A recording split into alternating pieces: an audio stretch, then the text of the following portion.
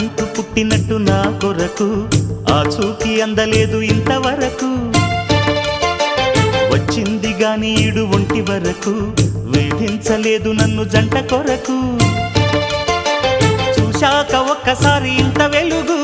నా వంక రాను అంది కంటి కునుకు ఈ అల్లరి గారడి నీలీల అనుకోనా నీ పేరు ప్రేమ అవునా ఇవాళే నిన్ను పోల్చుకుందా